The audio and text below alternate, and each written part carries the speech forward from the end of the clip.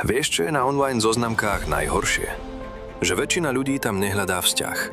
Chcú len pozornosť, ego a chvíľkovú zábavu. A ty tam sedíš, píšeš si s niekým, kto sa tvári vážne a zrazu prestane odpovedať. Bez dôvodu, bez vysvetlenia. Alebo ti sľúbi stretnutie a na poslednú chvíľu zmizne. A ty si len hovoríš, na čo toto celé? A pritom tí, čo hľadajú naozaj, na zoznamkách väčšinou vôbec nie sú. Normálni, slušní, hodnotoví ľudia nechcú súťažiť o pozornosť v mori pózerov.